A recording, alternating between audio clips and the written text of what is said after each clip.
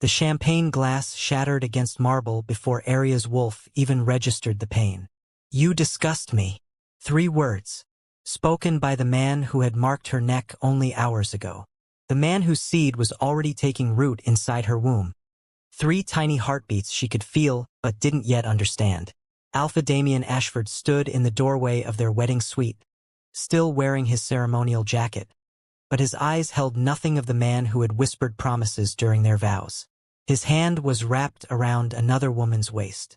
A blonde, elegant, smirking. "Did you actually think?" Damien continued, his voice dropping to that deadly calm that made weaker wolves submit. "That I would consummate a marriage to someone like you?" Aria's fingers clutched the silk robe she'd put on for him. For this. For the night that was supposed to bind them completely. Her wolf whimpered inside her chest. Confused. Wounded. Trying to understand why their mate was rejecting them. "Damien. I don't... What's happening?" The blonde laughed. Actually laughed. The sound was crystalline, cultured. Everything Aria had been taught she wasn't. "Oh, this is delicious," the woman purred. "She really doesn't know, does she?" Damien's jaw tightened. "Sophia, wait outside." "But darling, now." Sophia rolled her eyes but obeyed, trailing her fingers across Damien's chest as she passed. The door clicked shut behind her, and suddenly the suite felt smaller, colder. Aria's legs trembled. "Please, just tell me what I did wrong. Whatever it is, I'll fix it." You can't fix what you are." Damien crossed to the bar cart, poured himself bourbon. "Didn't offer her any. You were a political arrangement, Aria. A treaty signed in ink and flesh to prevent war between our packs. My father insisted. The council demanded it. So I married you." He took a long drink, and when he looked at her again, there was something worse than anger in his eyes. Indifference. "But I will never love you. I will never touch you. And I sure as hell will never give you my heirs." The room tilted. Aria grabbed the bedpost to stay upright. You marked me. In the ceremony. Everyone saw. A mark can be broken." Damien set down his glass with deliberate care. "It will hurt you more than it hurts me, of course. The female always suffers more in a severed bond. But you'll survive. Probably." "Why?" The word came out broken. "Why did you even go through with the wedding if?"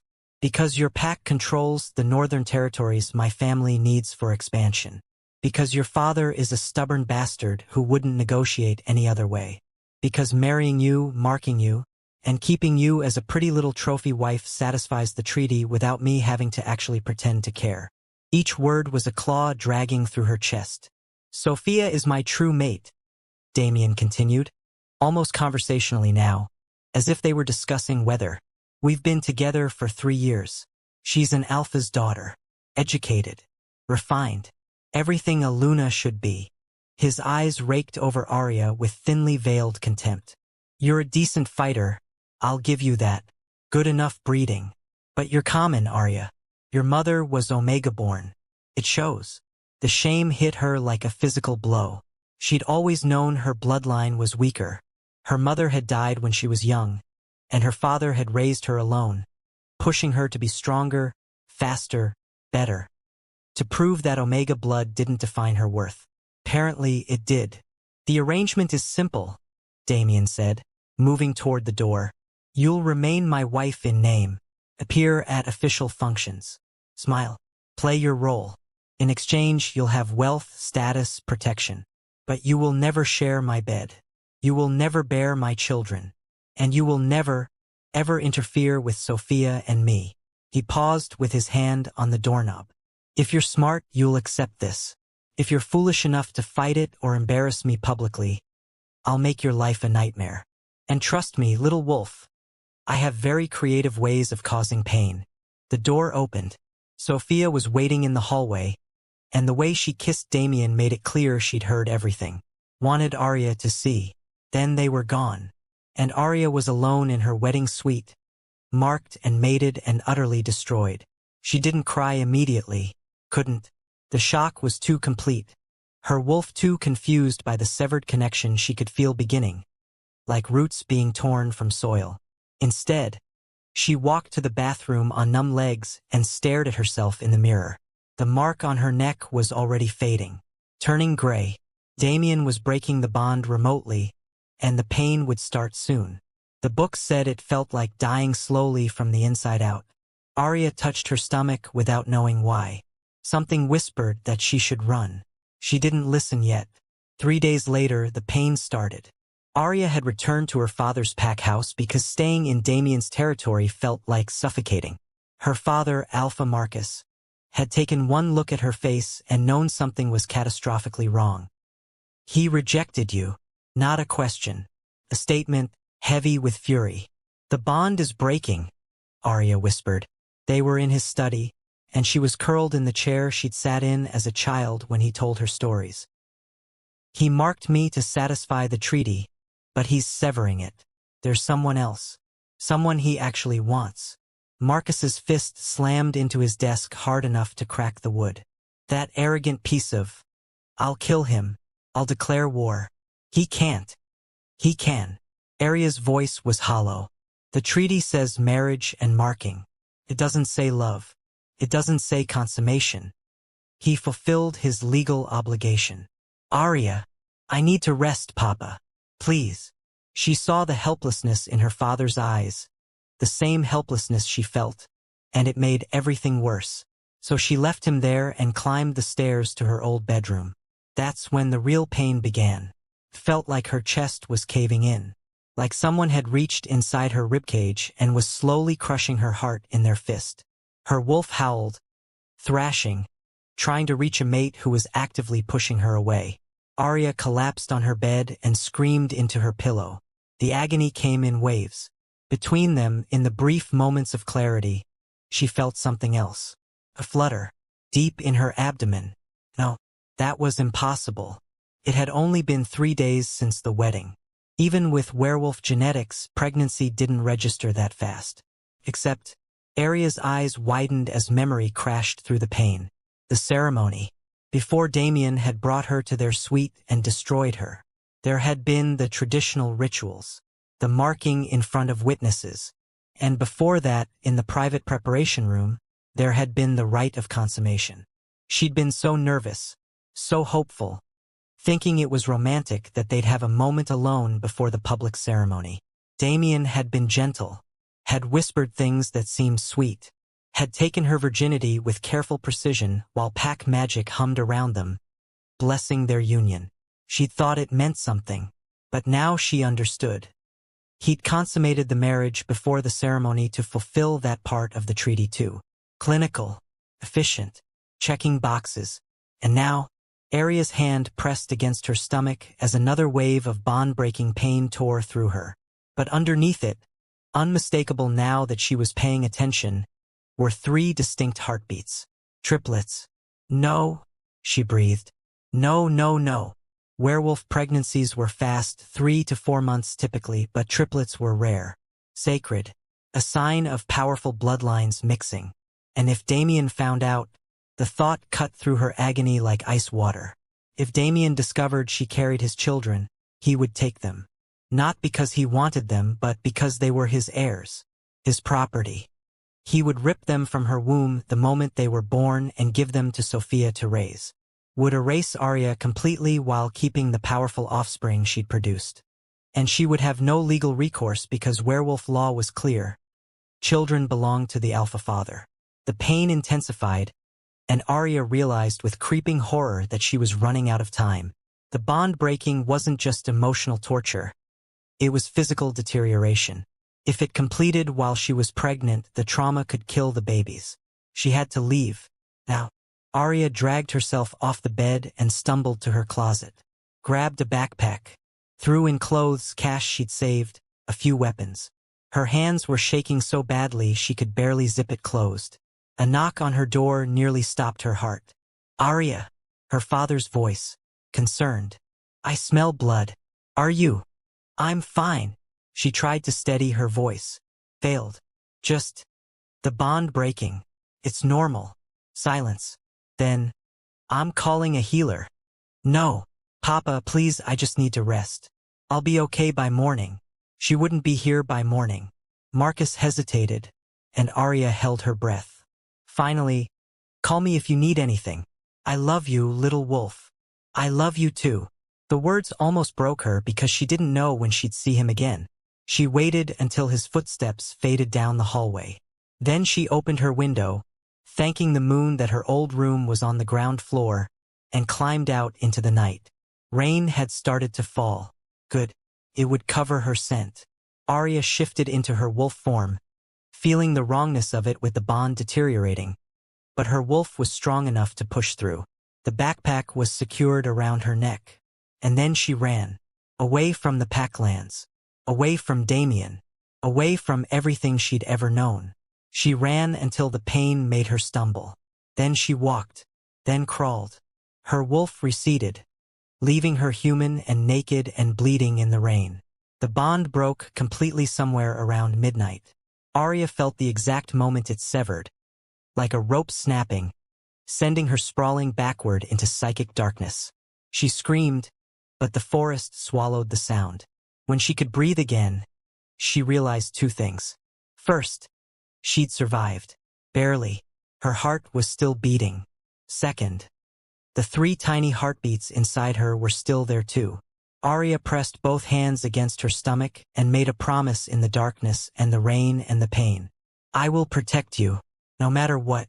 He will never find us. Thunder rolled overhead like the moon itself was answering. She forced herself to stand, to keep moving, because stopping meant dying and dying meant failing her babies. Behind her, Damien's territory disappeared into the storm. Ahead was only wilderness and uncertainty. Aria walked toward it anyway. If you're already hooked and want to know what happens next, drop a comment below telling me if Aria should stay hidden or confront Damien later. And smash that subscribe button because this story is about to get so much darker. 6 weeks later, Aria had become someone new. She'd found refuge in the Shadowlands, a stretch of neutral territory between pack borders where rogues and outcasts lived. It wasn't safe exactly, but it was safer than anywhere Damien could legally reach.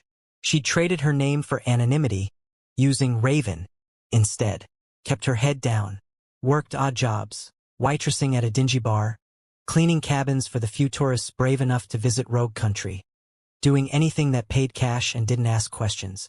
Her pregnancy was progressing unnaturally fast, even by werewolf standards. At 6 weeks, she already looked 4 months along. Her stomach had a pronounced curve that she hid under oversized jackets.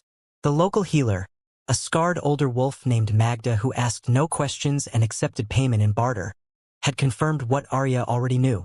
Triplets, Magda had said, her examination efficient. All strong heartbeats. But girl, you're barely hanging on yourself. The bond break almost killed you. You're malnourished, exhausted, and your wolf is fractured. Will they be okay? That was all Aria cared about. If you survive the birth, Magda's eyes were shrewd, which means you need to eat more, rest more, and stop taking night shifts at that cesspool bar. Aria had nodded but hadn't stopped working. She needed the money. Babies required things, supplies, a real shelter, eventually a way to keep moving because she couldn't stay in one place too long. Damien hadn't come looking for her. Why would he? As far as he knew, she'd run away in shame after the bond broke. Maybe died in the wilderness. Good riddance. The thought still hurt, but less than it had. The pain was evolving into something colder. Anger. She was lying in her rented room above the bar one night, hand on her growing belly, when she felt them move for the first time. 3 distinct flutters. Aria's breath caught. Hey, she whispered. Hey, little ones. I feel you. Another flutter. Stronger. Tears slid down her temples because she was lying on her back, staring at a water-stained ceiling in a room that smelled like mildew, pregnant with triplets from a man who'd thrown her away like garbage. But these babies moved inside her, alive and real, and suddenly nothing else mattered. I'm going to give you everything, she promised them. Everything he never gave me. Love, safety, a mother who fights for you. A knock on her door shattered the moment. Aria went still, instantly alert. It was past midnight. No one knocked at midnight unless something was wrong. Raven, a male voice, unfamiliar. Magda sent me. She said you might need help. Aria rolled out of bed, grabbed the silver knife she kept under her pillow. I didn't ask for help. No, but you're about to need it. A pause. There are wolves sniffing around the bar downstairs, asking about a pregnant girl who matches your description. Figured you'd want a heads up before they kick down your door. Ice flooded her veins. Damien. Somehow he'd found out. Aria shoved her feet into boots, threw on her jacket over her sleep shirt. How many? 3 that I counted. Maybe more outside. She strapped the knife to her thigh, grabbed her emergency bag. Always packed, always ready. Is there another way out? Fire escape, but it's rusted to hell. Might not hold your weight. It'll have to. She opened the door a crack. The man outside was younger than she'd expected. Maybe mid-20s, with dark hair and a scar running through his left eyebrow. Rogue, based on the lack of pack scent. Why are you helping me? Aria asked. He shrugged. Magda helped me once. I owe her. And I don't like pack wolves throwing their weight around in neutral territory. His eyes dropped to her stomach, then back up. Plus, seems like you're in a bad spot. Downstairs, she heard heavy footsteps. Voices. Where's the fire escape? He jerked his head. End of the hall. Good luck. Then he was gone, disappearing down the back stairs like smoke. Aria didn't waste time wondering about his motives. She ran. The fire escape was worse than advertised. Rusted metal that groaned ominously under her weight. Rain made every step treacherous. She was halfway down when she heard her door crash open above. She's running. Back exit. Aria jumped the last 6 feet, hit the ground hard, rolled. Pain shot through her ankle, but she pushed through it, sprinting into the alley. Behind her, wolves were shifting. She heard the distinctive sounds. Bones cracking, flesh reforming. They'd catch her in minutes if she ran on foot. But shifting while pregnant was dangerous. Could trigger early labor. Could hurt the babies. Aria ran anyway, human and stumbling, until a shadow detached from the building ahead of her. A massive black wolf. Easily twice the size of a normal werewolf. She skidded to a stop, heart hammering. The wolf's eyes were silver, not the gold of typical wolves. Silver like moonlight on water. He, definitely male based on size and build, watched her with an intelligence that made her skin prickle. Behind her, Damien's wolves were gaining. The black wolf made a decision. He moved toward her, not threatening but purposeful, and lowered himself in a clear gesture. Get on. Aria had about 3 seconds to choose. Trust this unknown wolf or get caught by Damien's trackers. She climbed onto his back. The wolf took off like lightning. Aria clung to his fur, legs wrapped around his massive ribcage, as he tore through the Shadowlands at a speed that shouldn't have been possible. The world blurred into rain and darkness and the sensation of raw power beneath her. They ran for what felt like hours but was probably 20 minutes. When they finally stopped, they were deep in old-growth forest. A place where the trees were ancient and the magic was older. The black wolf shifted. The man who emerged was devastating. Tall, easily 6'4", broad-shouldered. His skin was marked with scars that suggested a violent life, but his face was arresting. Sharp cheekbones, a mouth that looked like it rarely smiled, and those silver eyes, now assessing her with unnerving focus. He was also completely naked, utterly unselfconscious about it. You're being hunted, he said. His voice was deep, textured like gravel and silk. Aria climbed off carefully, trying not to stare. Thank you for. By the Ashford pack. 3 trackers, 2 enforcers. He tilted his head. Why does a powerful alpha want a pregnant rogue badly enough to violate neutral territory? That's none of your business. You made it my business when you climbed on my back. He stepped closer. Aria's hand went to her knife instinctively. The man noticed, smiled slightly. If I wanted to hurt you, you'd already be dead. Comforting. I'm not here to comfort you. His eyes dropped to her stomach. Those children you're carrying have a scent. Strong. Alpha bred. His gaze snapped back to hers. You stole an alpha's heirs. I didn't steal anything. They're mine. And his. Aria said nothing. The man studied her for a long moment. Then, surprisingly, he turned and grabbed clothes from a pack hidden in the tree hollow. He'd clearly stashed supplies here before. I'm Kael, he said, pulling on jeans. Alpha of the Shadow Moon Pack. And you're in my territory now. Aria's blood went cold. I didn't know. I'll leave. You'll die if you leave. Kael pulled on a shirt, finally. Ashford's wolves are patrolling the border. They know you're in this region. They'll keep hunting. Then I'll go further. You're 6, 7 weeks pregnant? With triplets.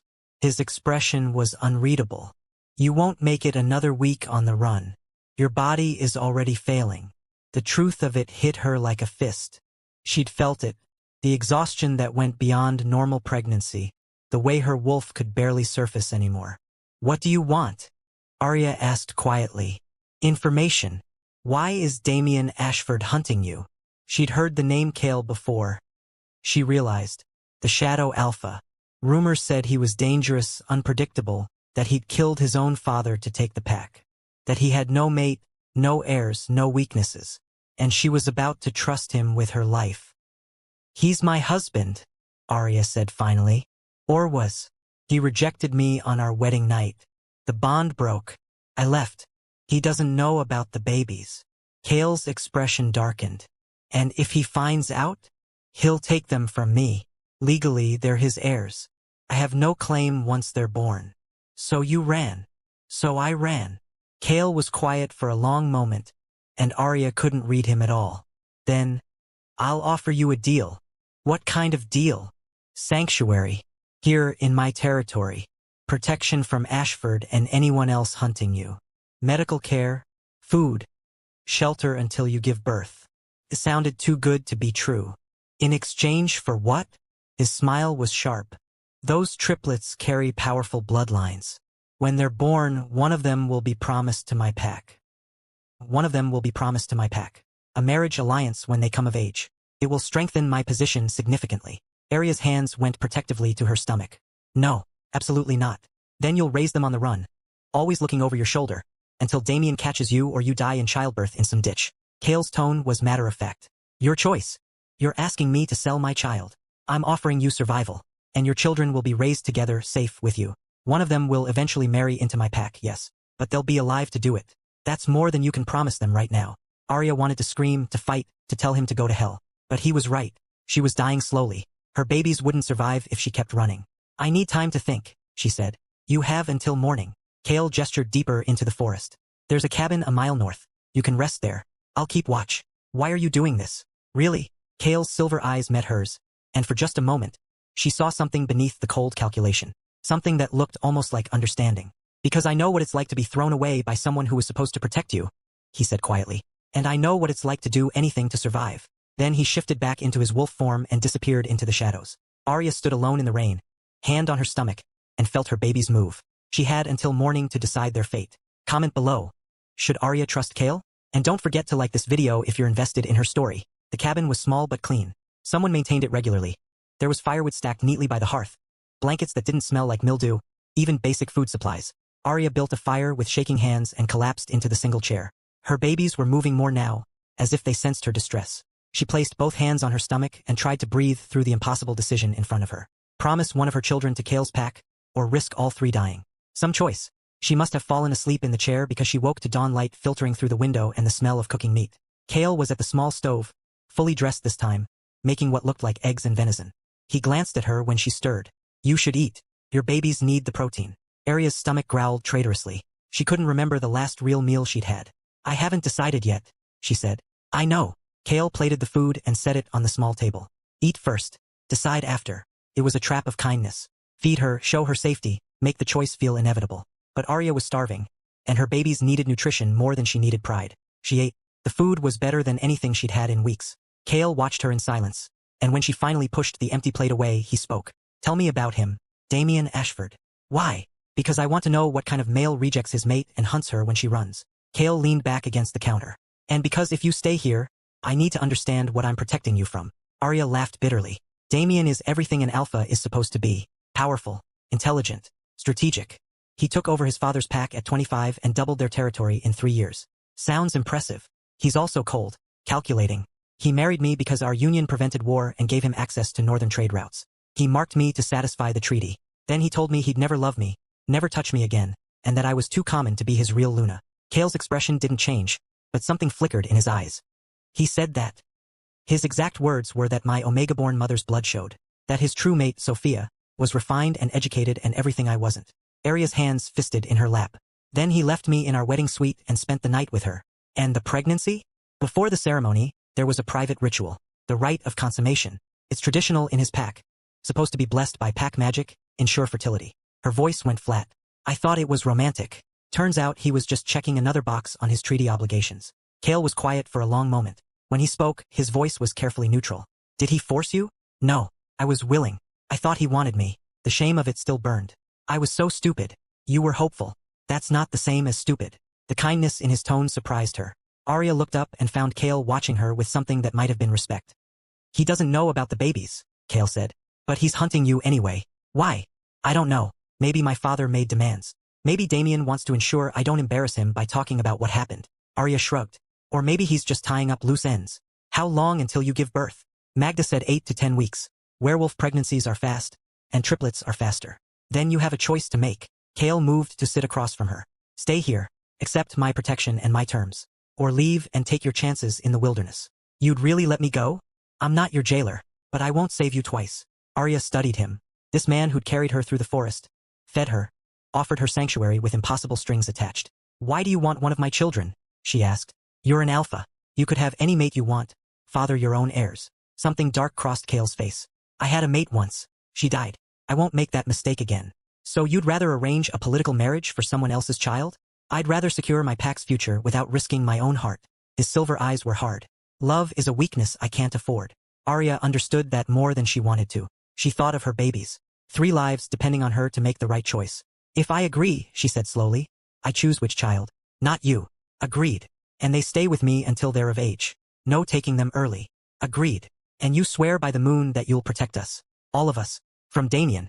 From anyone who comes looking. Kael's expression went serious. He stood, and Aria did too, her hand instinctively going to her stomach. I swear by the moon and by my blood, Kael said, his voice carrying the weight of an alpha's oath.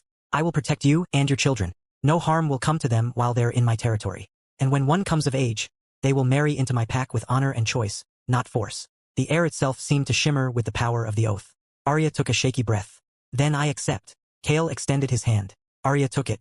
His palm was warm, calloused, and when their skin touched, she felt the oath bind into place. A supernatural contract sealed by werewolf magic. Welcome to Shadow Moon territory, Kael said. You'll stay in this cabin. I'll have supplies brought daily. Magda will check on you weekly. What about Damien's trackers? They won't cross into my lands. And if they do, his smile was dangerous. They won't leave alive. Should have scared her. Instead, Aria felt the first real safety she'd known in weeks. Thank you, she whispered. Kael nodded once, then headed for the door. He paused with his hand on the frame. Aria. It was the first time he'd used her real name. Yeah, you're not common. And Omega blood doesn't make you weak. His eyes met hers. It makes you a survivor. Don't forget that. Then he was gone, leaving Aria alone with her choices and her babies and the fragile hope that maybe, just maybe, she'd made the right decision. The next 8 weeks passed in a strange kind of peace. Aria's body transformed. Her stomach swelled until she could barely see her feet. The triplets moved constantly now. Kicks and rolls that sometimes took her breath away. Magda visited twice a week, checking vitals, making sure everything was progressing normally. You're strong, she'd said during the last visit. These babies are going to be powerful. I can feel it. Kael came by less frequently but brought supplies personally each time. Food, clothes, books. He never stayed long, but their conversations grew less guarded. Why Shadow Moon? Aria asked one afternoon. She was sitting on the porch, enjoying rare sunshine. Kael was repairing a loose board on the steps. What? Your pack name, Shadow Moon. Why that? Kael hammered a nail with more force than necessary. We operate in the shadows. Do the things other packs won't acknowledge they need done. You're mercenaries. We're survivors. There's a difference. Is there? He looked at her then, and she saw something raw in his expression. My father believed in honor, pack loyalty, all the noble bullshit alphas are supposed to value. His jaw tightened. It got him killed, got my mother killed, nearly destroyed our entire pack. What happened? He trusted the wrong alpha, made an alliance based on words and promises instead of blood and contracts. Kael returned to hammering. When they betrayed us, he was too honorable to strike first. So I did it for him. You killed your father? I killed the alpha who betrayed him, but my father died in the aftermath, and the pack blamed me for starting a war. His voice was flat. So I killed anyone who challenged me, took control by force, and rebuilt Shadow Moon into something that couldn't be destroyed by trust. Aria was quiet, processing. You did what you had to do. Most people call me a monster. Most people haven't had to survive what we have. Kael's eyes met hers, and something shifted between them, an understanding, a recognition of shared damage. Then the moment passed. Kael stood, gathered his tools. Earth is close now, maybe a week. Are you ready? Aria's hand went to her massive stomach. No, but I don't think you can ever really be ready. You'll do fine. You're stronger than you think. It was the kindest thing he'd ever said to her. That night, Aria woke to liquid warmth between her legs and cramping pain. Her water had broken. She stumbled out of bed, grabbing the rope Kael had installed that led to a bell outside, an alarm system for emergencies. She rang it 3 times, the signal for labor. Within 10 minutes, Kael crashed through the door, Magda right behind him. How long? Magda demanded, already moving to sterilize her hands. Just started. Aria gritted her teeth against another contraction. It's too early. I'm not. Triplets come early. This is normal. Magda's voice was firm. Get on the bed. Now. The next hours were a blur of pain and effort and primal screaming. Werewolf births were faster than human but more violent. Aria's wolf kept trying to surface, making everything harder. Don't shift, Magda barked. You shift now, you could hurt them. Stay human. Aria dug her claws into the sheets. Literally, her wolf's claws extending from human hands, and pushed. Kael was there, strangely. Aria had expected him to leave, but he stayed at the head of the bed, letting her crush his hand during contractions, murmuring things she couldn't quite hear through the pain. First one's crowning, Magda announced. Big push, Aria. Now. Aria screamed and pushed and felt something tear and then, a baby's cry. It's a girl. Magda laughed, the sound bright with joy. A perfect girl. They placed the baby on Aria's chest for just a moment. Long enough for her to see the tiny face, the shock of dark hair, before another contraction hit. No rest, Magda said. Number 2 is coming. Push. The second baby came faster. Another girl. Smaller than the first but with lungs that could wake the dead. 2 girls, Kael murmured. Aria couldn't read his expression. The third baby took longer. Aria was exhausted, her body screaming, her wolf fractured. Come on, Magda urged. One more. You can do this. Aria didn't think she could, but then she felt Kael's hand tighten on hers, and his voice cut through the pain. You're a survivor, Aria. Prove it. She pushed with everything she had left. The third baby emerged in a rush of fluid and blood. Silence. Aria's heart stopped. Why isn't she crying? She gasped. Magda. Magda was working frantically, clearing the baby's airway, rubbing her chest. Nothing. Kael moved without thinking, his hand glowing with silver light. Pack alpha magic. And he pressed it to the tiny chest. The baby gasped, coughed, wailed. There she is, Magda breathed. 3 girls. All alive. All perfect. They cleaned the babies and wrapped them and brought them to Aria one by one. 3 daughters. The first had her father's dark hair and strong features. The second was smaller, delicate, with Aria's eyes. The third, the one Kael had brought back, had silver eyes, like Kael's. Aria stared at those eyes and felt something shift in her chest. That's impossible, Magda whispered. Silver eyes are only in your bloodline, Kael. Kael was staring at the baby with an expression Aria couldn't interpret. The pack magic, he said slowly. When I used it to save her, it must have marked her. Magda's voice was awed. She's bound to you now, not by blood, but by magic. Aria clutched the baby closer, fear spiking. What does that mean? Kael's silver eyes met hers. It means she's pack, my pack, not by marriage contract, but by magical bond. He paused. It means the oath I swore to protect her isn't just words anymore. It's woven into her very existence. Aria looked down at her 3 daughters. 3 perfect, beautiful lives she'd created and protected and nearly died for. Their names, Magda prompted gently. Have you chosen? Aria had thought about this for weeks. The first is Lyra. The second is Nova. She looked at the silver-eyed baby in her arms, the one Kael had saved. And this is Seraphine. Seraphine, Kael repeated softly. His finger brushed the baby's tiny hand, and she gripped it with surprising strength. Something passed between them, Aria, Kael, and this child who belonged to both of them in ways that defied explanation. She's the one, Aria said quietly. When the time comes, Seraphine will marry into your pack. Kael nodded slowly. I'll protect her with my life. You'll protect all of them. I swore an oath. I keep my word. And strangely, impossibly, Aria believed him. Outside, the sun was rising. Aria held her 3 daughters and felt, for the first time since Damien had destroyed her, something like hope. If you're emotionally invested in Aria and her daughters, hit that like button and comment which daughter you think will be the strongest. Subscribe because you won't believe what Damien does when he finds out. 3 years passed like a dream and a nightmare tangled together. Aria's daughters grew at the accelerated rate of werewolf children. By 3, they looked and acted like human 6-year-olds, running, talking, already showing signs of their wolves. Lyra was the leader, fierce and protective. Nova was the thinker, quiet and observant. And Seraphine. Seraphine was wild magic and silver eyes and a connection to Kael that grew stronger every day. Aria had built a life in Shadow Moon territory. She worked with Magda learning healing. Trained with Kael's warriors, rebuilding her strength. She wasn't his Luna, he made that clear to everyone. But she wasn't just a refugee either. She was Pack. And her daughters were thriving. But the past had a way of catching up. Aria was in the market one afternoon. Seraphine on her hip and the twins running ahead. When she felt it. A familiar scent. Her blood turned to ice. She spun, scanning the crowd, and there, standing by a vendor's stall with shock written across his face, was her father, Alpha Marcus. Their eyes met. 3 years of separation, of silence, of him thinking she was dead. Seraphine sensed her tension. Mama! Marcus stepped forward, and Aria saw warriors with him, not threatening but present. Aria, he breathed. My God, you're alive. The twins had noticed now. They ran back to their mother, sensing danger. Papa, Aria whispered. The word came out broken. Marcus's eyes dropped to Seraphine, then to the twins, and his expression shattered. You had children. You. He looked back at her face. Why didn't you come home? I thought you were dead. We searched for months. I couldn't come back. If Damien found out. Damien? Marcus's voice went hard. What does that bastard have to do with this? But before Aria could answer, she felt another presence. Kael materialized from the crowd, and his expression was pure cold fury. Alpha Marcus, he said, his voice deadly calm. You're in my territory. Marcus's warriors tensed. Alpha Kael, I didn't come for conflict. I came for supplies and... His eyes went back to Aria. I found my daughter instead. Your daughter is under my protection. She's my blood. And she chose to stay here. Kael moved to stand beside Aria, and the possessive gesture wasn't lost on anyone. If you try to take her, we'll have problems. Marcus looked between them, understanding dawning. You've been here the whole time, in Shadow Moon territory. Yes, Aria said quietly. And these children, Marcus's voice cracked. They're Damien's, aren't they? That's why you ran. Aria's silence was answer enough. Marcus's face transformed with rage. He doesn't know? He rejected you, broke your bond, and he doesn't even know you gave him triplets. He can never know, Aria said desperately. Papa, please, if he finds out, he'll take them from me. Werewolf law. Fuck werewolf law. Marcus's roar made the market go silent. He threw you away. He doesn't deserve them. I know. That's why I stayed hidden. For 3 years. Letting me think you were dead. The pain in his voice broke her heart. I'm sorry. I couldn't risk you coming after me. Couldn't risk leading Damien to them. Marcus's shoulders sagged. He suddenly looked old. May I? He cleared his throat. May I meet my granddaughters? Aria looked at Kael, who gave a slight nod. Lyra, Nova, Seraphine, Aria said softly. This is your grandfather. The girls studied Marcus with identical suspicious expressions. Then Lyra, brave as always, stepped forward. Are you strong?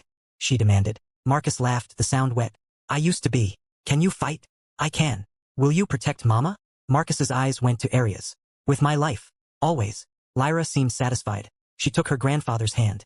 And Marcus, the fearsome alpha who'd ruled his pack with iron will, dropped to his knees and wept. They moved the reunion to Kael's main house. More private, more secure. The girls ran in the gardens while the adults talked in his study. Tell me everything, Marcus said. From the beginning. So Aria did. The wedding, the rejection, the pregnancy, the running, the deal with Kael. When she finished, Marcus looked at Kael with new respect. You saved her. She saved herself, Kael corrected. I just provided sanctuary. And in return?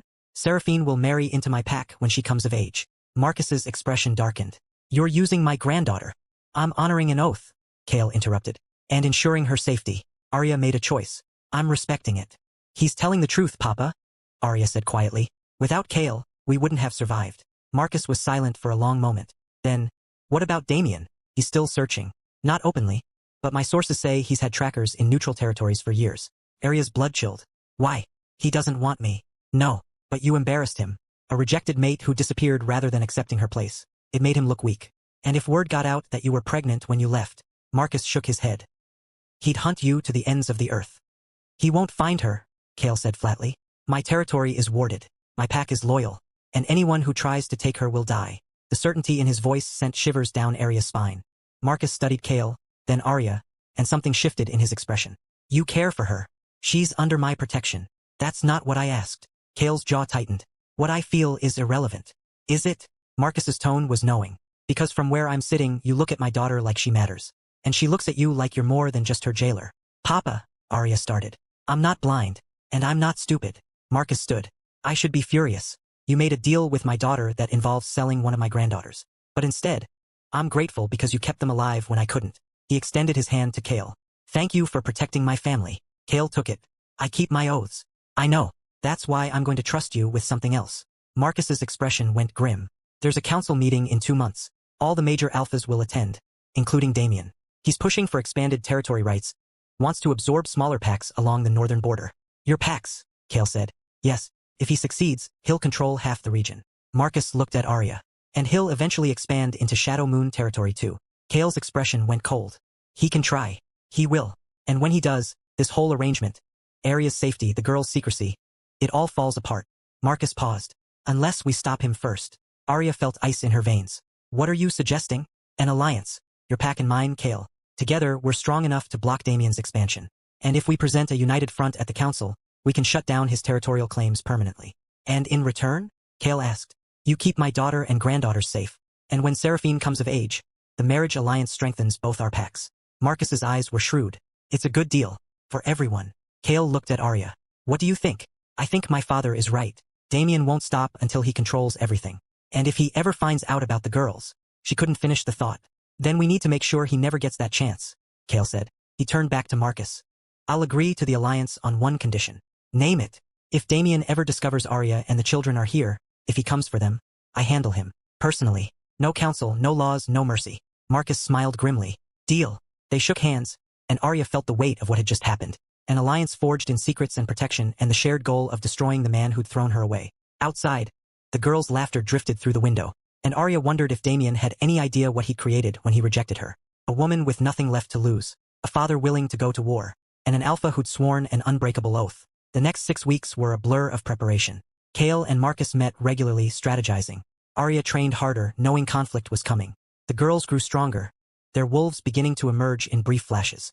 And something was shifting between Aria and Kael. Started small, his hand lingering when he passed her something. The way he watched her with the girls, something soft in his expression. The conversations that stretched late into the night when they should have been sleeping. Aria knew she was developing feelings she shouldn't have. Kael was honorable, protective, everything Damien had pretended to be. But he'd also been clear from the beginning he didn't do love, didn't do mates, wouldn't risk that weakness. So she kept her feelings locked down. Until the night before the council meeting when everything changed. Aria was in the garden behind the main house. The girls were asleep, Magda watching over them. Tomorrow, Marcus and Kael would leave for the council. Aria would stay behind with the children, hidden and safe. She heard footsteps and turned to find Kael approaching. Can't sleep? He asked. Worried, she admitted. About tomorrow. About what happens if Damien. He won't touch you. You can't promise that. Yes, I can. Kael moved closer. I've never broken an oath, Aria. I'm not starting now. She believed him. That was the terrifying part. Why do you care so much? The question escaped before she could stop it. The deal is satisfied. The girls are safe. You could walk away from this. Is that what you want? For me to walk away? No. The truth felt dangerous. But I don't understand why you're still here. Why you're still? Because you matter. The words came out rough. You and those girls, you matter to me. More than you should. More than I planned. Aria's heart hammered. Kael. I told myself it was just the oath. Just honor. But I was lying. He reached up, tucked a strand of hair behind her ear. Somewhere between saving you in that alley and watching you birth those children and seeing you become the fierce, incredible mother you are, I stopped seeing you as an obligation. What do you see me as? His thumb brushed her cheek. Someone I can't stop thinking about. Someone who makes me believe that maybe love isn't weakness after all. Aria's breath caught. You don't do love. You said. I say a lot of things to protect myself. His forehead rested against hers. But with you, I don't want to hide anymore. Aria closed her eyes, fighting the tears and the hope and the fear all tangled together. I'm still married. Legally. The bond broke. But the marriage. I don't care about legalities. I care about you. Kael pulled back enough to meet her eyes. But I won't push. If you don't feel. She kissed him. It was desperate and sweet and 3 years of loneliness and connection finally breaking free. Kael responded immediately, his arms wrapping around her, pulling her close. The kiss deepened, turned heated. And Aria felt something she hadn't felt since before Damien destroyed her. Desire, trust, hope. When they finally broke apart, both breathing hard, Kael's silver eyes were blazing. After the council, he said roughly. When this is over and you're safe, we'll figure out what this is. Together. Aria nodded, unable to speak past the emotion in her throat. That night, she didn't sleep alone. Kael stayed with her, holding her, no pressure for more. Just comfort and connection and the promise that maybe, finally, she'd found someone who wouldn't throw her away. The next morning, they left for the council. And Aria tried not to think about the fact that Damien would be there. The man who'd rejected her. who'd broken her, who had no idea he'd created 3 powerful daughters. She tried not to think about what would happen if he ever found out. But deep in her gut, she knew the truth. It wasn't a question of if Damien discovered her secret. It was when. And when that moment came, nothing would ever be the same. Smash that subscribe button if you want to see what happens when Damien finally learns the truth. Comment below. Team Kael or Team Damien? Let's see those opinions. The Grand Council convened in the neutral city of Silvercrest, where no single pack held dominance. 200 alphas from across the territories gathered in the ancient stone hall that had hosted negotiations, treaties, and declarations of war for centuries. Damien Ashford entered like he owned the place. 3 years had changed him. He was harder now, colder. Sophia walked at his side, perfectly polished, playing the role of Luna with practiced grace. They made a striking couple, all power and beauty and calculated charm. Kael watched them from across the hall and felt his lip curl. "That's him?" he murmured to Marcus. "That's him. He looks like he's never suffered a day in his life." Marcus's smile was sharp. "He hasn't. Yet." The council proceedings began with the standard formalities. Reports from various regions. Disputes mediated. Trade agreements discussed. Then came the territorial petitions. Damien stood, commanding attention effortlessly. "Honored council members, I come before you today to propose an expansion of Ashford Packlands. The northern territories are currently fragmented. Small packs unable to defend themselves, unable to contribute to regional stability. I propose consolidation under Ashford leadership. This will strengthen our borders, improve trade, and bring much-needed order to a chaotic region." It sounded reasonable. That was the dangerous part. Several smaller alphas immediately objected. "That's not consolidation, that's a takeover. You want to absorb our packs, steal our lands."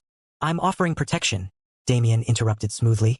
"Join willingly, maintain your autonomy, benefit from Ashford resources, or refuse, and when the next territory war comes, face it alone." Threats wrapped in silk.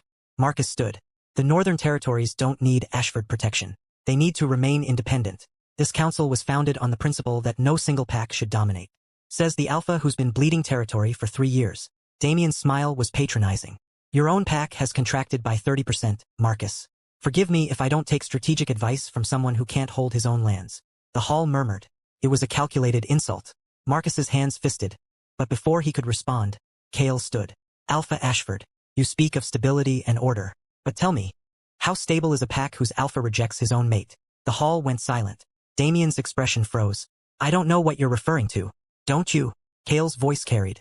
3 years ago, you married Marcus's daughter, marked her in front of witnesses, then broke the bond and cast her aside. Or did you forget?" Damien's eyes narrowed dangerously. "My personal life is not council business. It is when you're asking for territorial control. How can we trust you to honor treaties when you can't honor a mate bond?" "The bond was a political arrangement. Failed. That happens." Damien's tone was dismissive, but Kael saw the tension in his shoulders. "And frankly, my ex-mate is irrelevant. She left of her own accord. Probably died in the wilderness, knowing her weakness." Marcus surged forward. Kael caught his arm. "Careful," Kael warned. "He's baiting you." "I don't care. You should. We play this smart." Kael turned back to Damien. "So you admit you have no idea what happened to Aria after you rejected her?" "Why would I care? She was—" Damien caught himself, but the damage was done. "She made her choice. Her choice was survival. Because you gave her no other option." Kael's silver eyes blazed.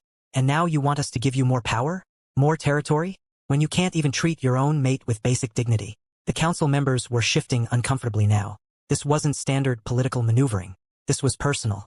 Damien's mask slipped for just a moment, revealing pure fury. "Shadow Alpha, I suggest you stay out of matters you don't understand." "I understand perfectly. You're a coward who uses people and discards them when they're no longer useful." Damien moved so fast most people didn't see it. But Kael was faster. They met in the center of the hall, inches from each other, both radiating lethal intent. "You want to challenge me?" Damien's voice was soft, deadly. "Over a woman who doesn't even belong to you? She's under my protection. That makes it my business." "Protection?" Damien laughed. "Is that what you call it? How noble. Tell me, Kael, are you fucking her? Or just playing the hero?" Kael's fist moved before he could think. The punch connected with Damien's jaw, sending him staggering. The hall erupted. Half the alphas surged forward to separate them. The other half started placing bets. "Enough!" The elder alpha, an ancient wolf named Theron who presided over council disputes, slammed his staff against the stone floor. The sound echoed like thunder. "This council will not devolve into brawling." Kael stepped back, flexing his bruised knuckles. Damien straightened, blood on his lip, eyes murderous. "You just made a very serious mistake," Damien said quietly. "No, you made the mistake 3 years ago when you threw away something precious." Kael's voice carried to every corner of the hall. And you're going to regret it for the rest of your life. Damien's eyes narrowed. What do you know? Too much. Kael had said too much. He forced himself to shrug. I know you're not fit to lead expanded territories. That's enough. Theron raised his staff again. The petition for territorial expansion is tabled for further investigation. Council is adjourned for today. We reconvene tomorrow morning. The alphas dispersed, still muttering. Marcus grabbed Kael's arm and dragged him toward a private corridor. What the hell was that? He deserved worse. He's suspicious now. You basically told him Aria's alive. I didn't. You said he threw away something precious. That he'd regret it. Damien's not stupid, Kael. Marcus ran a hand through his hair. If he starts digging, if he finds out about the girls. He won't. You don't know that. Kael's phone buzzed. A message from his head of security. Perimeter breach. Unknown wolves spotted near your territory. Too organized to be random. His blood went cold. We need to go, Kael said. Now. Marcus saw his expression. What happened? Someone sniffing around Shadow Moonlands. Kael was already moving. And I'm guessing Damien just made a call. They ran. Back in Shadow Moon territory, Aria was playing with the girls when she felt it. The wards shivering. Something wrong. She scooped up Seraphine, grabbed the twins' hands. Inside. Now. But Mama. Now Lyra. They obeyed the tone if not the words. Running for the house. Aria's wolf was screaming danger. She handed the girls to Magda. Lock them in the safe room. Don't come out until I give the all clear. What's happening? I don't know yet. Just go. Aria shifted, her wolf form sleek and fast, and raced toward the perimeter. She smelled them before she saw them. 5 wolves, pack-trained, moving with military precision. Scouts, looking for something, looking for her. Aria circled wide, using the forest for cover. She needed to know who sent them, needed to. A twig snapped behind her. She spun but too slow. A net made of silver threads, the only thing that could hold a werewolf, dropped over her. Aria yelped as the silver burned her skin. She thrashed, trying to escape, but the more she fought, the tighter it became. A man approached. Human form, mid-40s, scarred and professional. Well, he said. The missing Ashford bride. Alpha Damien's going to be very interested to know you're alive. Aria snarled, snapping her teeth. The man laughed. Feisty. I can see why he kept you around. He pulled out a phone. Sir, we found her. Shadow Moon territory. Just like you suspected. Damien's voice came through, cold and controlled. Alive. Very much so. Secure her. I'm coming personally.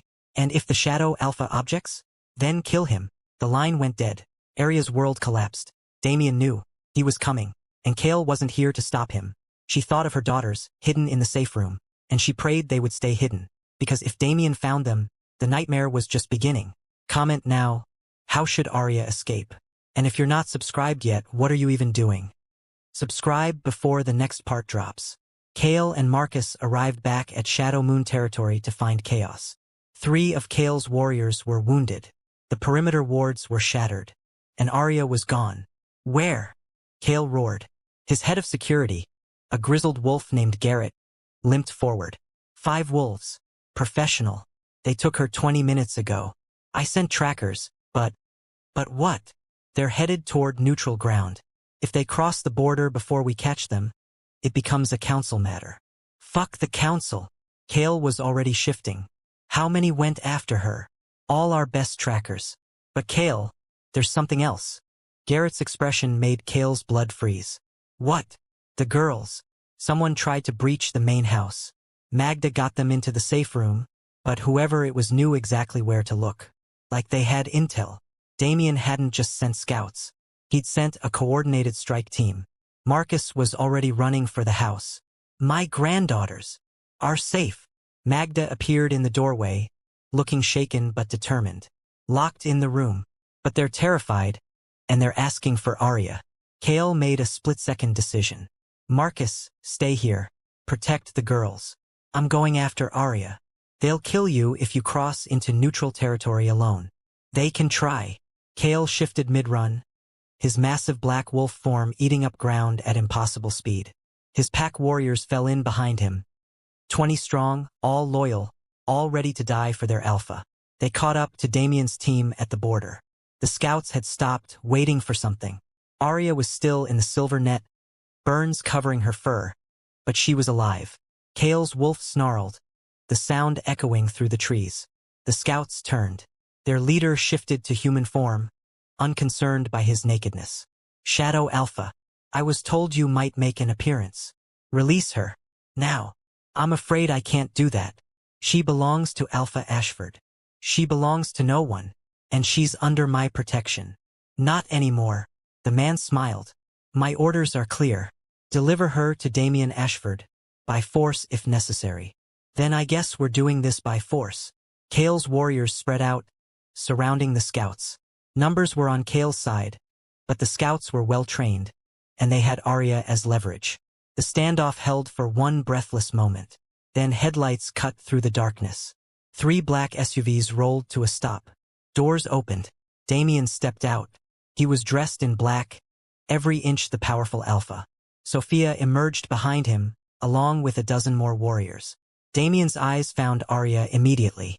She'd shifted back to human, the silver net still trapping her, and the burns on her skin made Kael want to commit murder. Well, Damien said quietly, you're alive after all. Aria said nothing, but her eyes blazed with defiance. Damien walked closer, ignoring Kael entirely. 3 years, Aria. 3 years I thought you were dead. Mourned you even in my way. He crouched beside her, studying her face. But you were just hiding. Here. With him. He finally looked at Kael, and his expression was pure contempt. Did you really think I wouldn't find out? That you could protect my wife and I just let that slide? She's not your wife, Kael growled.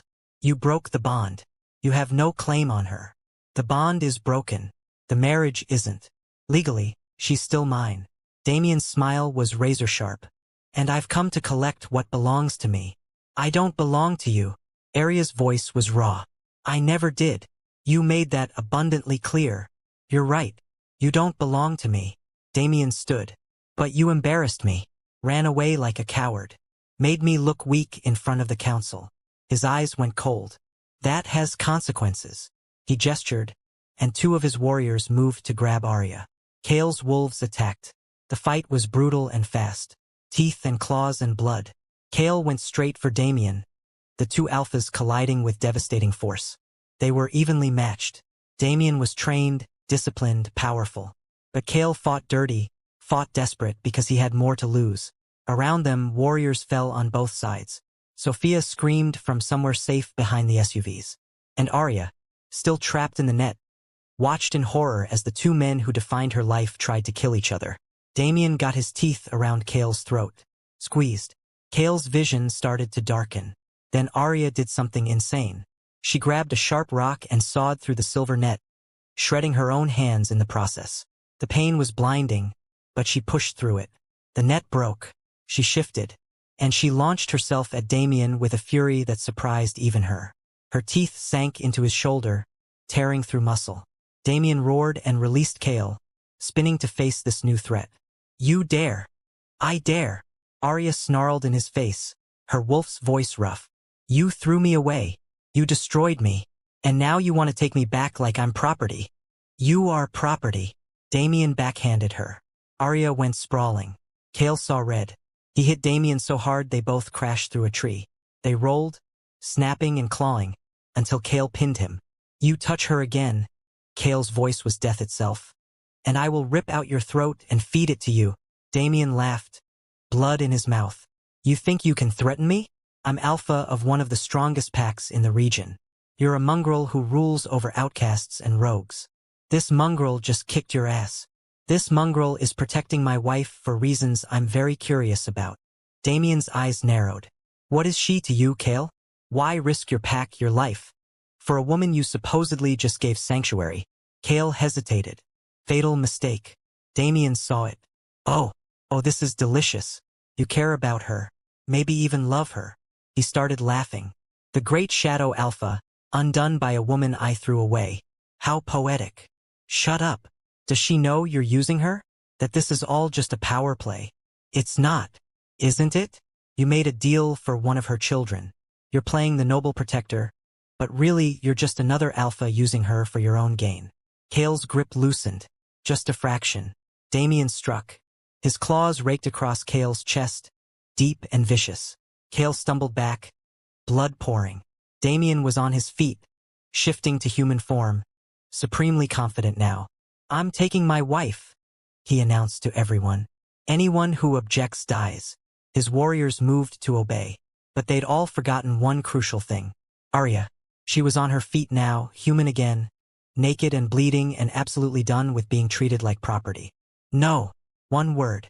But it carried the weight of 3 years of pain and survival and fury. Damien turned to her, exasperated. Aria, don't be dramatic.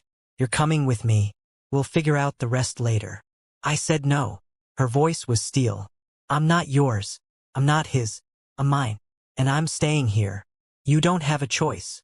Yes, I do. And I choose myself. Aria stood taller. You rejected me. You broke me. But I survived. I built a new life. And I will die before I let you destroy it. Something flickered in Damien's expression. Almost like respect. Then it was gone. If you stay here, you're dead to me. Legally, socially, in every way that matters. Good. I've been dead to you for 3 years anyway. Damien's jaw tightened. Then he looked at Kael, still bleeding on the ground. This isn't over. Yes, it is. Aria stepped between them. You got what you came for. Confirmation that I'm alive. Now leave. I could take you by force. You could try. But Kael's warriors outnumber yours. We're in his territory. And the council will hear about this. Aria's smile was cold. You want to risk a war over a wife you don't even want? Damien stared at her for a long, tense moment. Then he turned to his warriors. We're leaving. Sophia rushed to his side. But Damien, I said we're leaving. They climbed into the SUVs. Damien paused before getting in, looking back at Aria one last time. You've changed. You made sure of that. He nodded slowly. Then, if I find out you're hiding anything else from me, I won't be so generous next time. The threat hung in the air as they drove away. When the taillights disappeared, Aria collapsed. Kael caught her before she hit the ground. You insane, beautiful, ridiculous woman, he breathed. Did we win? Aria asked. We survived. That's close enough. Kael's warriors were already tending to the wounded, checking the dead. They'd lost 3. Damien had lost 5. A costly standoff. Magda appeared with medical supplies, tending to Kael's chest wound first. The girls? Aria asked desperately. Safe. Scared. But safe. Magda's hands were gentle as she cleaned Aria's burned palms. They want their mother. I need to see them. You need medical attention first. I need to see my daughters. Now. Kael helped her to her feet. Together, they limped back toward the house. The girls were waiting in the main hall, having escaped the safe room the moment they heard their mother's voice. Mama! All 3 launched themselves at Aria. She caught them, ignoring the pain, and held them so tight she was probably hurting them. You're safe, she whispered. You're safe. Mama's here. Lyra pulled back, her little face fierce. Who was the bad man? Aria met Kael's eyes over the girls' heads. Someone from a long time ago, she said carefully. But he's gone now. Will he come back? I don't know, baby. But if he does, we'll be ready. Nova noticed Kael's wounds. You're hurt. I'm fine. You protected Mama, Seraphine said, her silver eyes, so like Kael's, solemn and knowing. Thank you. Kael knelt despite the pain. Always. I'll always protect all of you. Seraphine hugged him. Then, to Aria's shock, Lyra and Nova did too. And Kael, the feared Shadow Alpha who supposedly had no weaknesses, held them like they were precious. Later, after the girls were in bed and the wounded were tended, Aria and Kael sat on the porch in exhausted silence. He'll be back, Aria said quietly. You know that, right? I know. And next time he'll bring more warriors. Be smarter. Let him. Aria turned to look at Kael. You could have died tonight. So could you. That's different. I had to fight. You could have let them take me. No, Kael said firmly. I really couldn't. Why? The deal is satisfied. The girls are safe here. You don't owe me. I love you. The words hung in the night air. Aria's breath caught. Kael. I love you. I love your fierce heart and your damaged soul and the way you'd burn the world down for your daughters. I love that you survived what would have destroyed most people. I love. His voice cracked. I love you, Aria. And I almost lost you tonight, and I can't do that again. Tears streamed down Aria's face. I'm still married. Still legally his wife. I don't care. The council will never accept it. An alpha taking another alpha's wife. Then we'll change the laws. Break the system. I don't care, Aria. I just know that I can't lose you. She kissed him, desperate and deep and full of everything she couldn't say. When they broke apart, they were both trembling. He knows something's wrong, Aria whispered. Damien. He suspects I'm hiding something. He'll dig. He'll find out about the girls eventually. Then we make sure he never gets them. How? Kael's silver eyes blazed. By becoming so powerful he can't touch us. Your father's alliance, my pack, your strength. We build something Damien can't destroy. And if that's not enough, then we fight. And we keep fighting until either he's dead or we are. You should have scared her. Instead, it felt like hope. Okay, Aria said. Let's do it. Let's build something he can't break. Kael pulled her close, and they sat there as the sun began to rise, two damaged souls who'd found each other in the darkness. Neither of them noticed the figure watching from the treeline. The scout Damien had left behind to gather more intelligence. The one who'd heard everything, including the part about the girls. Drop a comment if you're screaming right now. And subscribe because what happens when Damien finds out about his daughters is going to change everything. The scout reported back to Damien 3 days later. They met in Damien's private office, just the two of them. Sophia wasn't present. This conversation was too delicate. Tell me, Damien said. The scout, a woman named Reese, known for her stealth and intelligence gathering, pulled out a folder. Aria's been in Shadow Moon territory for 3 years. She works with their healer, trains with their warriors. She's integrated into the pack. I know that part. What else? She has children. Damien went very still. What? 3 daughters. Triplets. They're approximately 3 years old. Reese slid photographs across the desk. I got these from a distance. The resemblance is significant. Damien stared at the photos. 3 little girls. Beautiful, strong, and unmistakably carrying Ashford features. Dark hair, high cheekbones, the same stubborn chin. His hands began to shake. His voice was strangled. When were they born? Best estimate? 3 to 4 months after your wedding. The math clicked into place like a bomb detonating. The rite of consummation. Before the ceremony, he'd been so focused on checking boxes, fulfilling the treaty, that he hadn't even considered, they're mine. Not a question. A statement of devastating certainty. DNA would confirm it, but based on timeline and genetics, yes. They're your children. Damien stood so fast his chair crashed backward. She ran away pregnant. She's been hiding my heirs for 3 years. It appears so. Does Kael know? He saved one of them during birth. Used pack magic. The 3rd daughter has silver eyes now. She's bonded to him in some way. Damien's fury was incandescent. He knew. He's been harboring my children, raising them in his pack, and he had the audacity to lecture me at the council about honor. There's one more thing. Reese hesitated. The relationship between Aria and Kael is intimate, not sexual that I could confirm, but emotionally close. The children call him by name, respond to him. He's involved in their lives. He's playing father to my daughters. It would seem so. Damien grabbed his phone, dialed. Get me a legal team, now, and contact the council. I'm filing a formal complaint. Damien, Reese warned. She stole my children, hid them, let another alpha bond with them. His control was fracturing. She's going to pay for this. They both are. He ended the call and looked at the photographs again. 3 perfect little girls who should have been raised in his pack, learning Ashford traditions, being groomed as his heirs. Instead, they were in Shadow Moon territory, probably being poisoned against him. The betrayal cut deeper than he expected. Aria had always been weak, emotional, everything he'd disdained. But he'd never thought her capable of this level of deception. And Kael, the self-righteous shadow alpha who'd punched him in front of the council, had known all along. Find out everything, Damien said to Reese.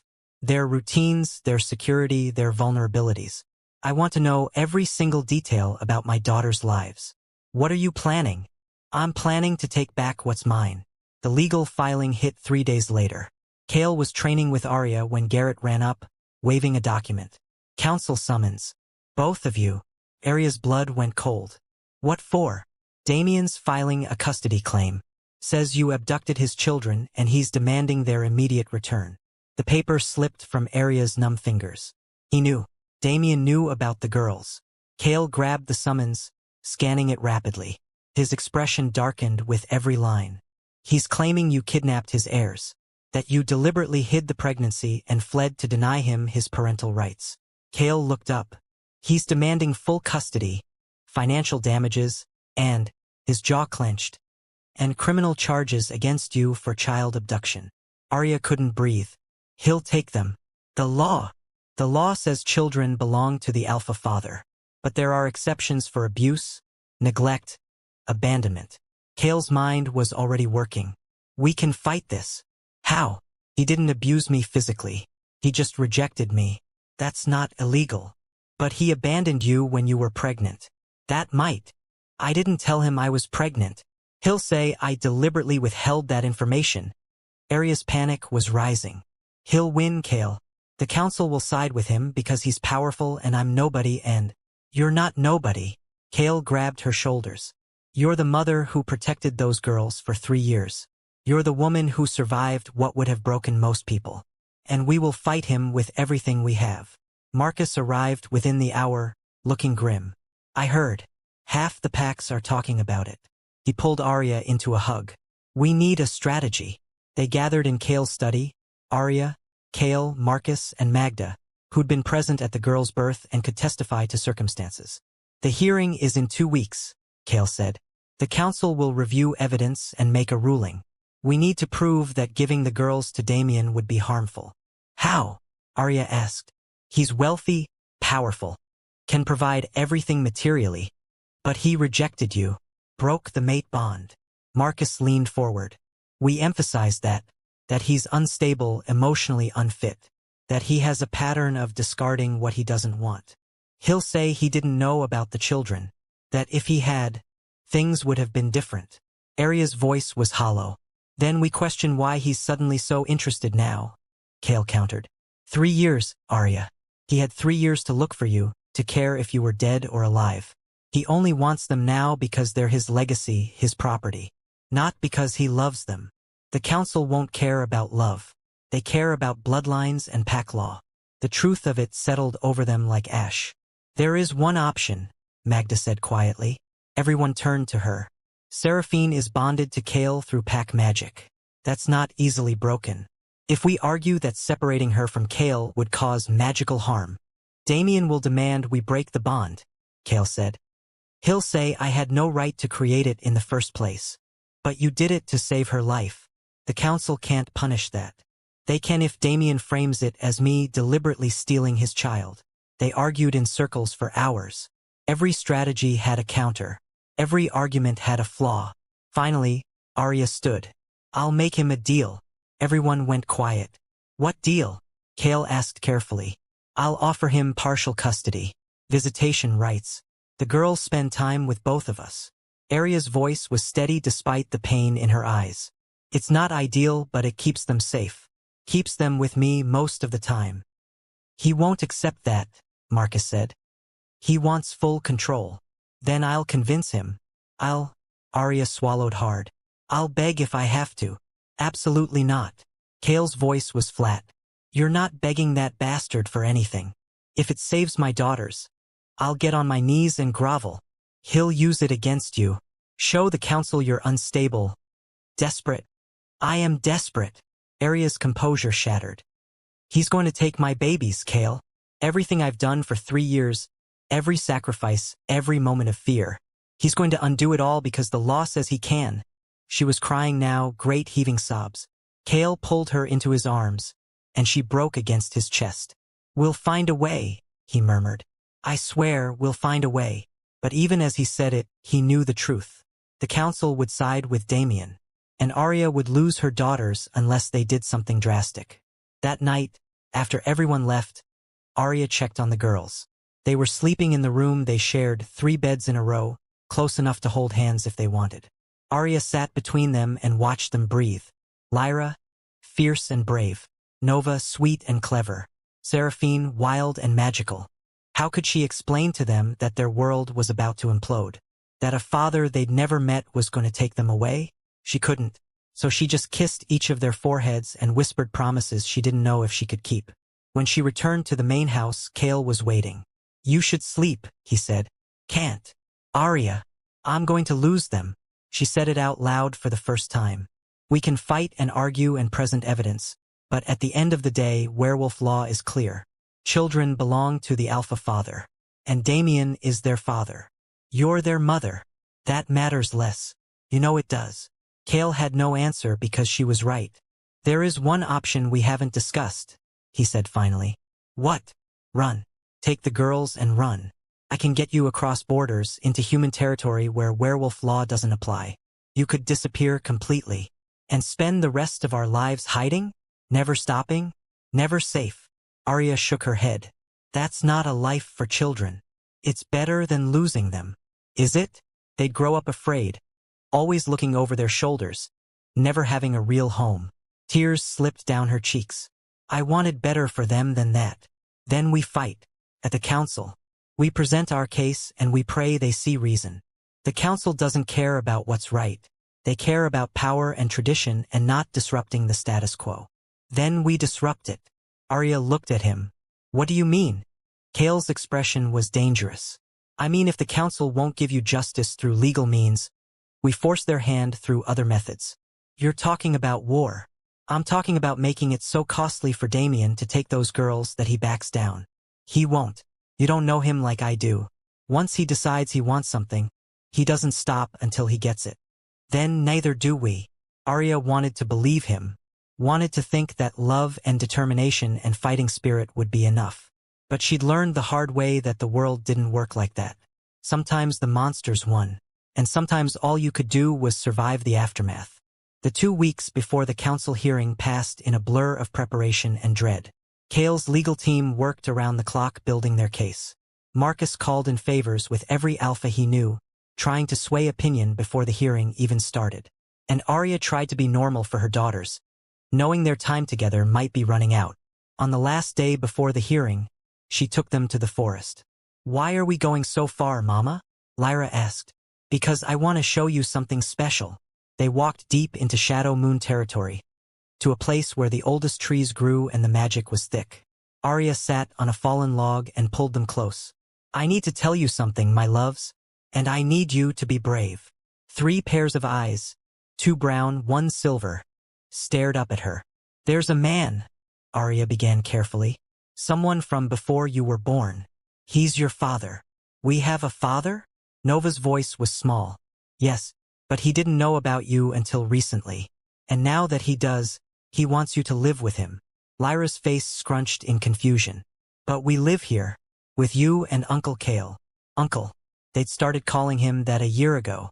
It had made Kael's eyes suspiciously bright. "I know, baby, but sometimes adults have to do things we don't want to do because of rules and laws." "Is he mean?" Seraphine asked. Aria hesitated. "He's complicated. He's powerful and important, and he can give you things I can't." "We don't want things," Lyra said fiercely. "We want you." Aria's heart shattered. "And I want you, more than anything in this world. But tomorrow there's going to be a meeting where grown-ups decide what happens. And I need you to know that no matter what, I love you. I will always love you. And I will never stop fighting to be with you." "Will we have to leave?" Nova asked. "I don't know. Maybe." "I don't want to leave," Seraphine said, and her silver eyes started glowing, the way they did when her magic activated. "I'll fight them." "No, baby. You won't fight. You'll be good and brave, and you'll remember that Mama loves you." They clung to her, and Aria let herself cry because tomorrow she might not be allowed to anymore. When they returned to the house, Kael was waiting. One look at her face and he knew. "They know," she said. "How did they take it?" "Like they always do. With more strength than children should have to have." Kael pulled her into his arms, and they stood there as the sun set, holding each other against the coming storm. "Whatever happens tomorrow," Kael said quietly, "we face it together." "Together," Aria agreed. But in her heart, she was already preparing for goodbye.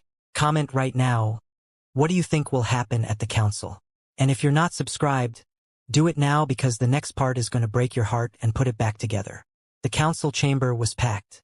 Every major alpha in the region had shown up, along with their advisors, legal teams, and curious onlookers. This wasn't just a custody case anymore, it was political theater. Aria sat at the defendant's table with Kael on one side and her father on the other. Across the aisle, Damien sat with Sophia and a team of expensive lawyers. He looked confident, controlled, like a man who knew he'd already won. Elder Theron called the chamber to order. We convene today to hear the custody petition filed by Alpha Damien Ashford regarding 3 minor children currently in the care of Aria Ashford, formerly of Crescent Moon Pack. The formality of it made Aria feel small. Alpha Ashford, present your case. Damien stood. He didn't need notes. Honored council members. 3 years ago, I entered into a political marriage with Aria, daughter of Alpha Marcus. The union was meant to prevent conflict and strengthen regional alliances. He paused. What I didn't know at the time was that Aria was pregnant with my children, triplets, conceived during our wedding rituals. Murmurs rippled through the chamber. Instead of informing me of the pregnancy, Aria fled. She hid in neutral territory, then in Shadow Moonlands, raising my daughters without my knowledge or consent.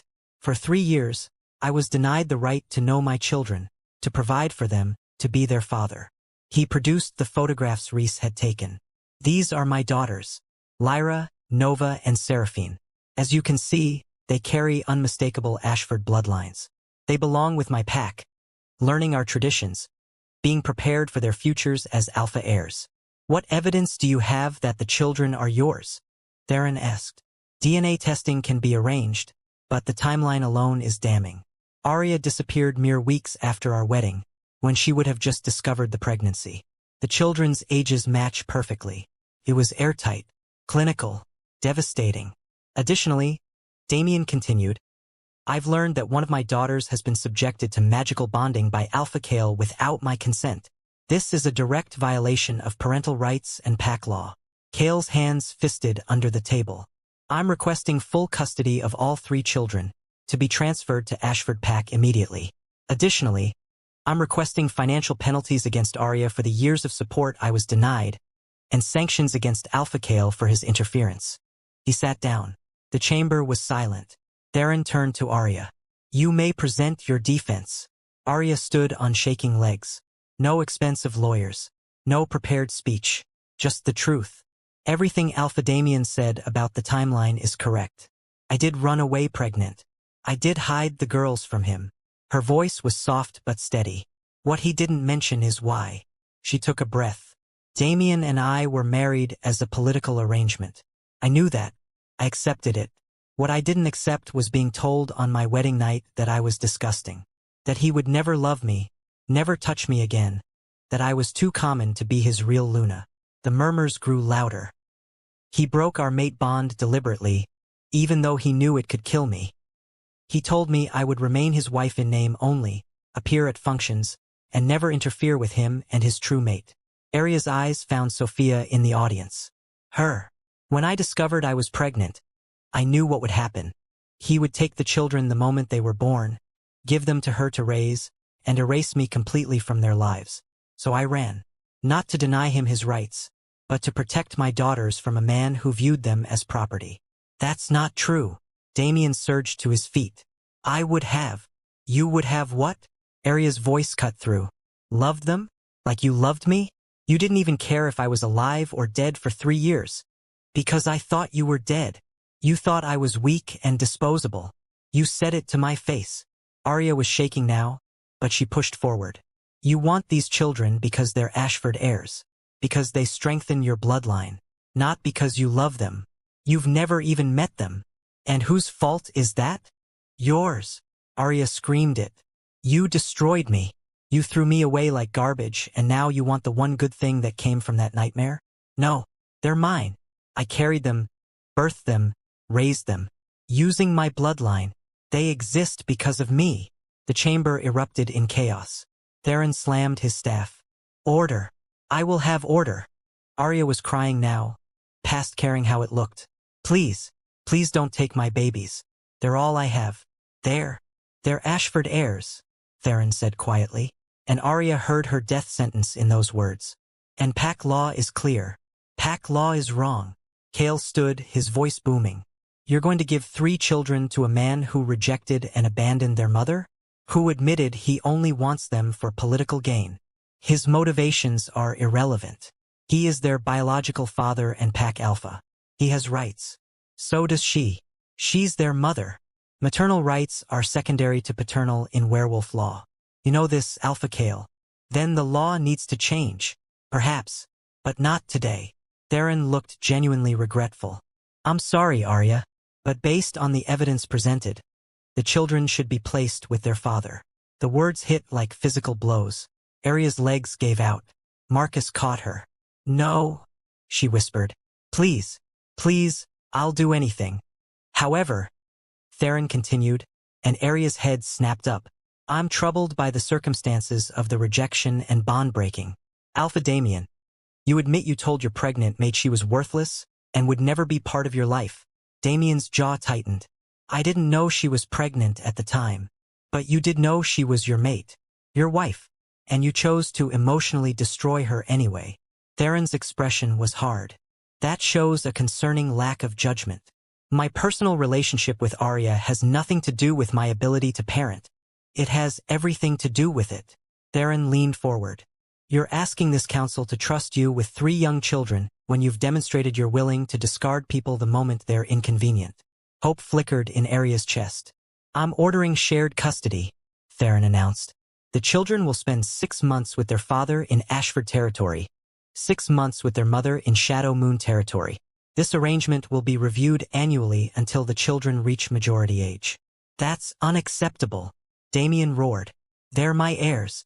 They need to be raised in my pack full-time. And they're her daughters. She's been their only parent for 3 years. Theron's voice was steel. This is my ruling. Accept it or face sanctions for contempt of council. Damien looked like he wanted to flip the table, but he forced himself to nod. When do they transfer to my custody? 1 week. That gives Aria time to prepare them for the transition. 1 week. 7 days until her world ended. Aria barely heard the rest of the proceedings. Something about visitation schedules and financial arrangements and legal documentation. When it was finally over, she stumbled out of the chamber.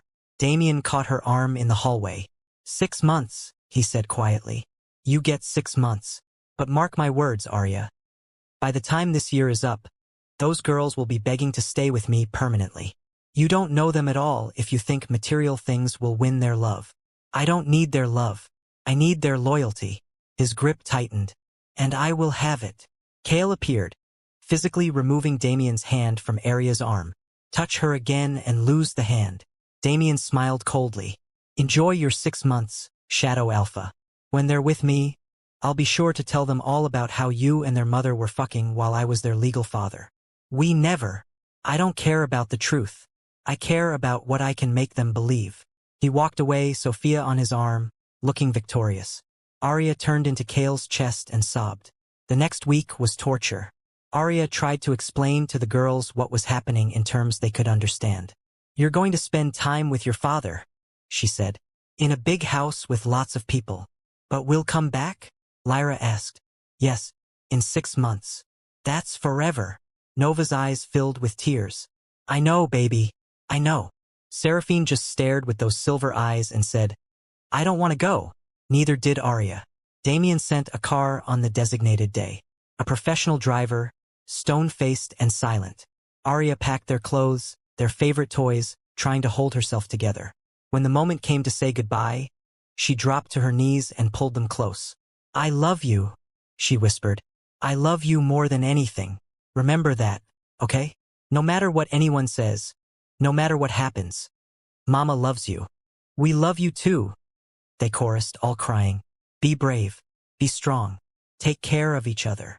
She kissed each of them, breathing in their scents, memorizing the feel of their small bodies in her arms.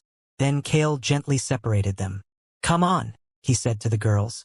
I'll walk you to the car. He carried Seraphine, held Lyra and Nova's hands, and Aria watched her entire world walk away. The car drove off. Aria stood in the driveway until the taillights disappeared. Then she collapsed. Marcus and Kael were there, holding her as she screamed her grief into the uncaring sky. 6 months. She had to survive 6 months without her daughters, and then figure out how to get them back permanently. Because Damien was right about one thing, this wasn't over. It was just beginning. Hit that subscribe button if you need to know what Damien does with the girls. Comment if you think Aria will survive 6 months. The next part reveals the secrets that change everything. The first week without her daughters was hell. Aria barely ate, couldn't sleep, wandered the empty cabin like a ghost. Kael tried to help, but there was nothing he could do. Nothing anyone could do. She was incomplete. Half a person. On day 8 a package arrived. Aria tore it open with shaking hands. Inside was a letter in Damien's precise handwriting and 3 photographs. The letter read, "The girls are settling in well. Lyra enjoys the training grounds. Nova loves the library. Seraphine is more difficult, but we're working on it. They ask about you, of course. I tell them you're busy. In time, they'll understand this is better. You gave them 3 years of hiding and fear. I'll give them a lifetime of power and pride. Enjoy your freedom, Aria. You'll have plenty of time to think about everything you've lost." The photographs showed the girls in expensive clothes, standing in Damien's grand estate. They looked small, overwhelmed. Lyra's smile didn't reach her eyes. Nova was clutching a stuffed animal Aria had packed, and Seraphine's silver eyes were blazing with barely contained fury. Aria pressed the photographs to her chest and made a decision. She wasn't going to survive 6 months by falling apart. She was going to survive by becoming someone Damien couldn't defeat. The transformation started immediately. Aria threw herself into training with a ferocity that scared even Kael's most hardened warriors. She fought until her knuckles bled, ran until her legs gave out, pushed her wolf until the fractured bond from Damien's rejection finally, truly healed over with scar tissue. "You're going to hurt yourself?" Kael warned after finding her in the training ring at 3 in the morning, beating a practice dummy to splinters. "Good. Pain means I'm still alive. Aria. He's with them right now, poisoning their minds against me, telling them I abandoned them." Her voice cracked. "I need to be stronger, smart enough, powerful enough that when they come back, I can protect them from whatever he's turned them into." Kael understood. So he trained her himself. They worked on strategy, politics, manipulation, all the things alphas learned that common wolves never did. He taught her to think like a leader, to see 3 steps ahead, to weaponize every advantage. Marcus contributed too, sharing intelligence about Damien's pack, his alliances, his vulnerabilities. And slowly, painfully, Aria transformed from a broken, rejected mate into something sharper, something dangerous. Meanwhile, in Ashford territory, the girls were learning what it meant to be heirs. Damien had installed them in the east wing of his estate. 3 connected bedrooms, each decorated lavishly. Toys they didn't want, clothes too formal for playing, schedules packed with tutors and etiquette lessons and pack politics. Lyra hated it immediately. "When can we see Mama?" she demanded on the 3rd day. Damien looked up from his desk, where he was reviewing territory reports. "Your mother is busy with her own life. She said we'd talk every day. She says a lot of things." He returned to his papers. "You'll see her in 6 months. That's not fair." "Life isn't fair, Lyra. The sooner you learn that, the better." Lyra's small hands fisted. Her wolf, just beginning to emerge, growled in her chest. Damien's alpha power slammed down on her like a physical weight. "Do not growl at me. I am your alpha and your father. You will show respect." Lyra submitted because her wolf was too young to resist. But her eyes promised rebellion. Nova was quieter in her resistance. She followed the rules, attended the lessons, played the perfect little heir. But at night, she cried into her pillow and whispered to her sisters. "Mama wouldn't want us to hate it here," she said. "She'd want us to be smart." "I don't care about being smart," Lyra muttered.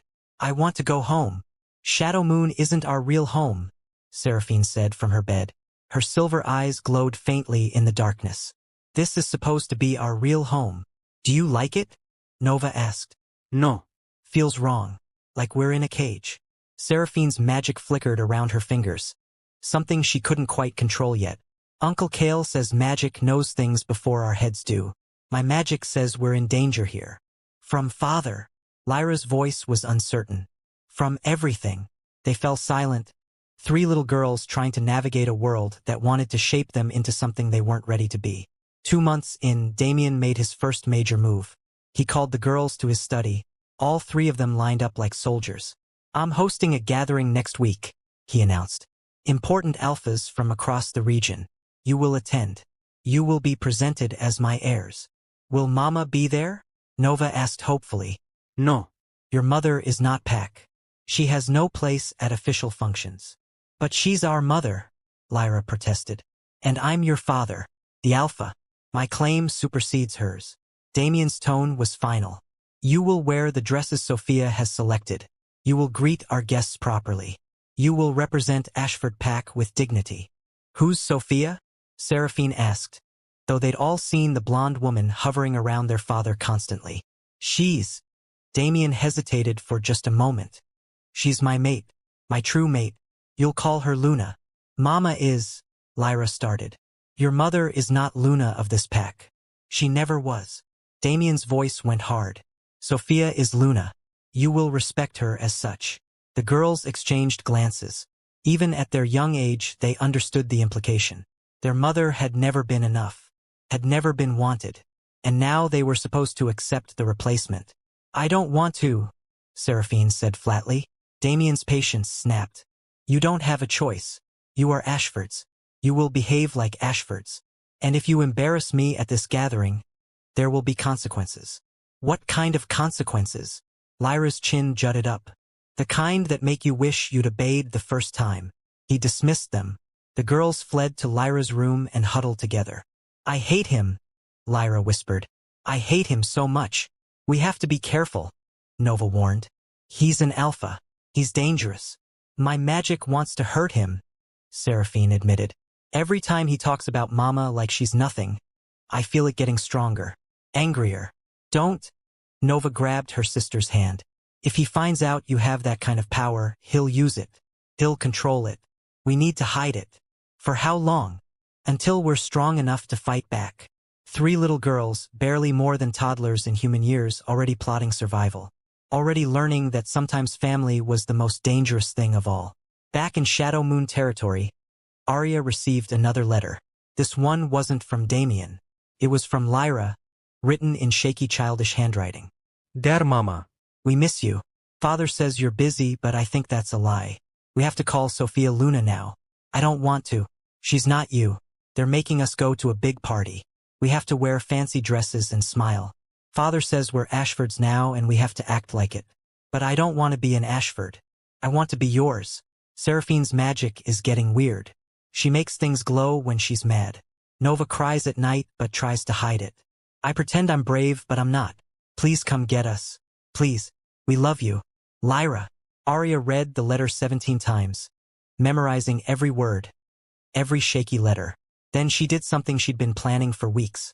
She called in every favor she had, every connection Marcus had built, every relationship Kael could leverage. And she started building a case that would destroy Damien's custody claim permanently. It would take time. It would take evidence.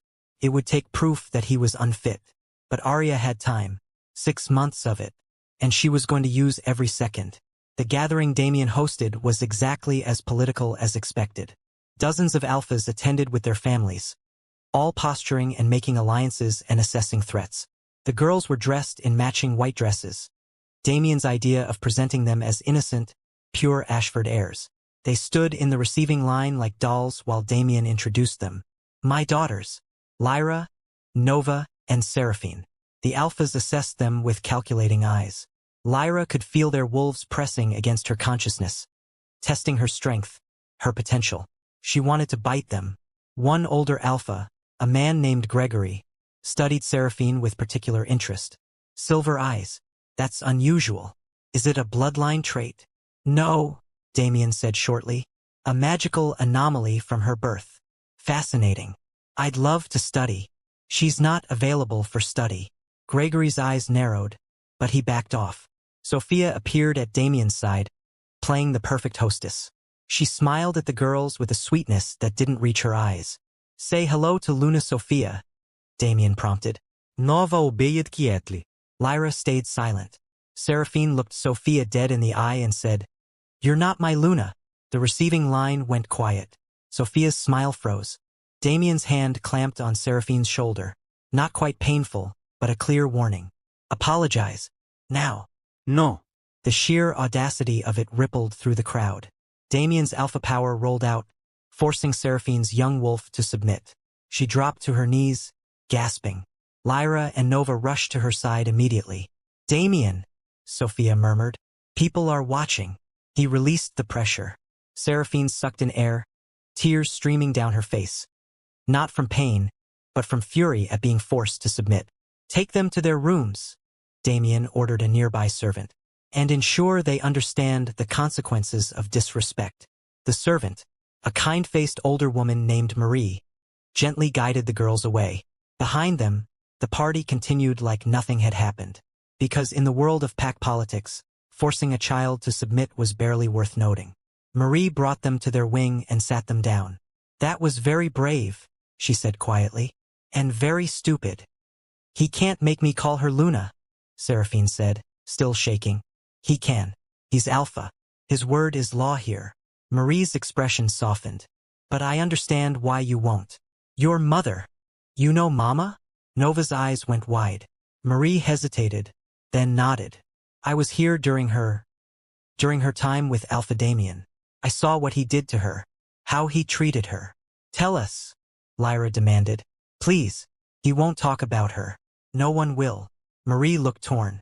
Then, "Your mother was kind, gentle. She tried so hard to be what this pack needed. But Alpha Damien," she shook her head. "He was cruel. Not violently but in small, cutting ways. He made her feel worthless." "Why did he marry her then?" Nova asked. "Politics. Territory. Power. The same reason he wants you here now." Marie's voice dropped lower. "Your mother loved you more than anything. When she left, she did it to protect you. Remember that, no matter what anyone tells you." "Does she miss us?" Seraphine whispered. "Every second of every day, I'd wager." The girls absorbed this, and something hardened in their expressions. They were young, yes, but they were also their mother's daughters. And they were learning. 3 months in, Aria got a break. One of Kael's contacts, a rogue wolf who did investigative work, brought information. "Damien's not as clean as he appears," the investigator said, spreading files across Kael's desk. "His pack has been absorbing smaller territories through intimidation and barely legal maneuvering. Several alphas have filed complaints with the council, but they were all quietly dismissed." "Why?" Aria asked. "Because Damien has allies on the council. He's been making deals, offering favors, building a power base." The investigator pulled out another file. "But here's the interesting part. There's a pattern of pack members disappearing. Wolves who questioned his leadership or challenged his decisions. They leave suddenly, and no one ever sees them again." Kael's expression darkened. "You think he's killing dissenters?" "I think he's doing something to them. Whether it's exile, imprisonment, or worse, I can't prove yet. But there's enough smoke to suggest fire." "Can we use this?" Aria's heart was pounding. "Not yet. We need actual evidence. Witnesses willing to testify. Something concrete the council can't ignore." "How long will that take?" "Months. Maybe longer." Aria's hands fisted. "I don't have months. I have 3 months until the girls come back, and then 6 months before they have to return to him." "Then we work faster," Kael said. "We dig deeper. We find something." The investigator nodded. "I'll keep looking. But Aria, if Damien finds out you're investigating him, I don't care. Those are my daughters. I'll do whatever it takes." After the investigator left, Kael pulled Aria aside. "This is dangerous. If Damien even suspects you're building a case against him, what's he going to do? Take my children? He already did that." Aria's eyes were fierce. "I have nothing left to lose and everything to fight for." "You have me." Kael's hand cupped her face. "You're not alone in this." Aria leaned into his touch, drawing strength from it. "When this is over, when my daughters are safe. When they're safe, we'll figure out what comes next." Kael's thumb brushed her cheek. "But first, we burn his kingdom down." Aria smiled. It wasn't a kind smile. It was the smile of a mother ready to go to war. Back in Ashford territory, the girls were changing too. Lyra had become harder, more strategic. She learned to smile at the right people, say the right things, all while gathering information about her father's weaknesses. Nova had become a perfect little spy. Quiet, observant. She moved through the estate like a ghost, listening to conversations, reading documents left carelessly on desks. And Seraphine was learning to hide her power. The silver glow in her eyes dimmed to almost normal. Her magic tucked itself away where Damien couldn't see it. But it was growing, fed by her anger, her longing for her mother, her hatred of her captivity. One night, for months into their stay, Damien called Seraphine to his study alone. She went, heart-pounding, wondering if he discovered her power. "Sit," he commanded. She obeyed. Damien studied her for a long moment. "You're different from your sisters. Stronger, more defiant." Seraphine said nothing. "You remind me of your mother, actually. That same stubborn refusal to accept reality." He leaned back in his chair. "But you're also mine. Ashford blood runs in your veins. That makes you valuable. I don't want to be valuable to you. What you want is irrelevant. You're 7 years old. 3. We're 3. You're 7 in development. Don't play games with me." Damien's eyes narrowed. "I know you have power, Seraphine. I've seen the flickers. The way lights dim when you're angry. The way small objects move when you're stressed." Seraphine's blood went cold. "You can hide it from most people. But I'm your alpha. I feel every wolf in my pack. And you're different. Special." He stood, circling her like a predator. "That power could be an asset. Or a liability. Which it becomes depends on you. What do you want?" "Loyalty. Obedience. And in return I'll train you. Help you control that power instead of fearing it." "Why?" "Because powerful heirs make a powerful pack. And I intend to rule the strongest pack in the region." Damien crouched beside her chair. "Work with me, Seraphine. Let me teach you. And when you're grown, you'll be unstoppable." It was tempting. The offer of understanding, of control over the magic that sometimes scared even her. But Seraphine thought of her mother, of Uncle Kael, of everything Damien had taken from them. "No," she said quietly. Damien's expression hardened. "No. You're trying to buy me, like you buy everything else. But I'm not for sale. You're my daughter. I'm Mama's daughter. You're just the man who provided half my DNA." Seraphine stood, even though her wolf screamed at her to submit. "And when these 6 months are over, I'm never coming back." She walked out before he could respond. Her whole body was shaking, but she'd done it. She'd defied him, and survived. When the girls returned to Shadow Moon territory after 6 months, Aria was waiting. She'd spent the drive to the border barely breathing, terrified they'd been changed beyond recognition, turned against her. The car pulled up. The doors opened. 3 little girls climbed out. For one horrible moment, they just stared at her. Then Lyra broke into a run. "Mama!" They crashed into her like a tidal wave. All 3 of them, crying and laughing and clinging so tight Aria could barely breathe. "I missed you," she sobbed. "I missed you so much." "We missed you too," they chorused. Aria held them, kissing their faces, counting fingers and toes like they were newborns again, making sure they were whole. Kael stood back, giving them space, but his eyes were suspiciously bright. Finally, Aria pulled back enough to look at them. "Are you okay? Did he hurt you?" "Not physically," Nova said quietly. "But he tried to make us forget you," Lyra added, her young face fierce. "He kept saying you didn't want us, that you were too busy to visit." "That's a lie. I wanted to come every single day, but the council ruling." "We know, Mama. We figured it out." Seraphine's silver eyes met hers. "We're smarter now. We learned a lot." Something in her tone made Aria pause. "What kind of things?" "How to hide. How to listen. How to survive." Seraphine's small hand took Aria's. "Father thinks he's winning, but he's not. We're just waiting." "Waiting for what?" The 3 girls exchanged looks that were far too knowing for children so young. "For you to be ready," Lyra said simply. "You're building something, aren't you? Some way to fight him." Aria's throat tightened. She should have known her daughters would figure it out. "Yes, but it takes time." "We have time," Nova said. 6 months with you. Then 6 months gathering more information from his territory. Then 6 months back here. "You want to go back?" Aria was horrified. "We don't want to," Lyra corrected. "But if it helps you defeat him, we will." They were so small, so young, and already thinking like warriors. Aria pulled them close again. "No.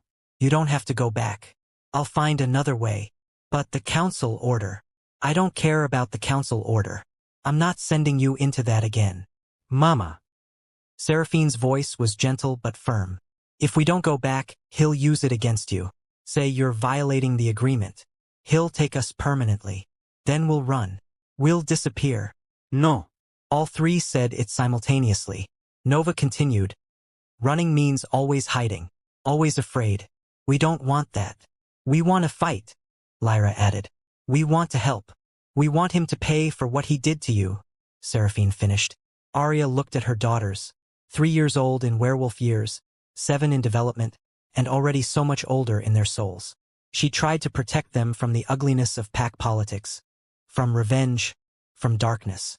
But they'd been forged in it anyway. Okay, she whispered. Okay, we fight. Together. The girls smiled. And Aria knew, with absolute certainty, that Damien Ashford had made a critical mistake. He'd taken her daughters, but he'd given them back as weapons. And they were going to destroy him. Comment. Do you think the girls should go back or stay hidden? Like if your team burned Damien's world down. Subscribe because the final confrontation is coming and it's going to be explosive.